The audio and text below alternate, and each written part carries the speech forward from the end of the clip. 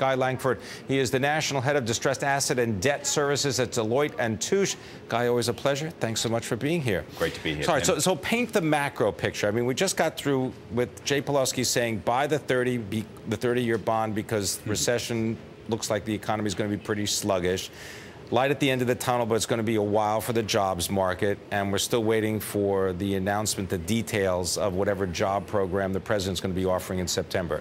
What's the macro background for commercial real estate right now? Sure. Well, there are a number of things, Pimm, that are playing into the demand for commercial real estate. And I think, as you outlined, there are the macroeconomic impacts, unemployment. We have the impact of foreign debt, and how that plays and feeds through into the U.S. economy.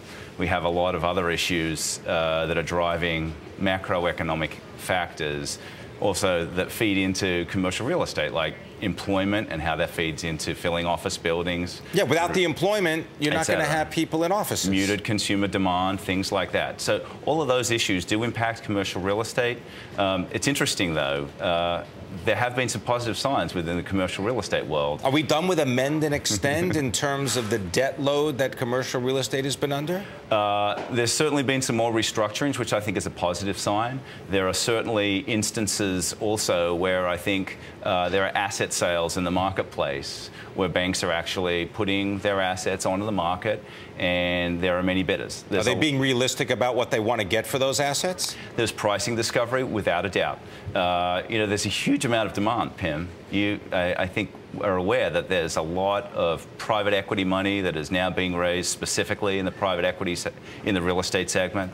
There's a lot of REITs out there that are buying individual assets or pools of assets, non-traded REITs. And as we discussed earlier, there's a lot of offshore money also driving the demand for assets. Well, foreign direct investment. There was a story in Bloomberg today talking about how Chinese buyers particularly are interested in New York commercial real estate. What about the geography of the real estate? Where do people want to buy?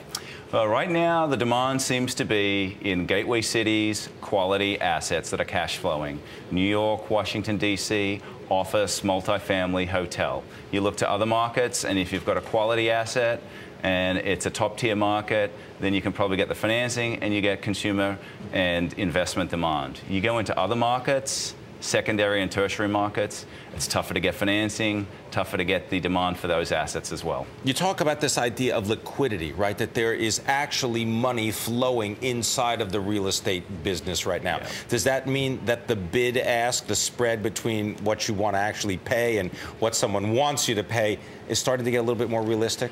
There certainly has been some pricing discovery. There's some transactions which I think have helped set the bar or narrow the gap a little bit, Pimm. You know, one of the other factors that's worked positively is the availability of financing. So we saw during the first half of 2011, we've had some liquidity in the form of CMBS issuances. We've had originations by life insurance companies and some of the big banks. We've also seen some syndications of senior loans, which I think have created the ability for those quality assets to trade and to start narrowing the spread. All right, so you've got people actually making realistic bids and people taking a look at realistic prices. Maybe the twain shall meet. What about regulations right now, financial regulations? Absolutely. What effect is that having on commercial real estate? A little bit of uncertainty. You've got a lot of things out there. You've got new lease accounting standards. You've got the Volcker Rule. You've got Dodd-Frank Act. And you have covered bonds regulations which came into play in March of this year. Explain a little bit about covered bonds. What is that? I know that they exist in Europe for a long time. What about covered bonds here in the United States? Covered bonds are effectively a tool that might be able to provide some additional liquidity to the U.S. real estate market. So that's actually a positive, Pimm. Some of the other items I mentioned, like the Volcker Rule and the need for an issuer of CMBS securities to hold on to some portion of their the issuance, skin in the game, if you will. Right. They don't want you just making the deal and then selling it on, right? Exactly. So some of those things are working in the other direction. I think there's a lot of uncertainty in terms of how some of the lease accounting rules are going to impact lessors and lessees, and what kind of structures they're going to establish going forward.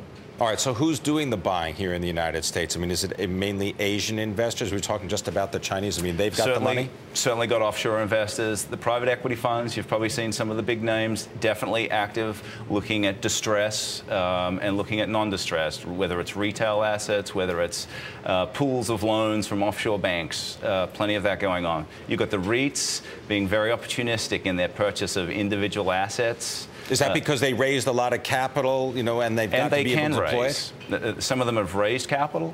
Some of them can tap into the public equity markets to raise as well. Plus, they know with quality assets, they can get debt. All right, I want to thank you very much, Guy Langford, as always, head of the National Distressed Asset and Debt Services practice over at Deloitte Touche. Always a pleasure. Thanks for your insights. Thanks for having me, Pimm.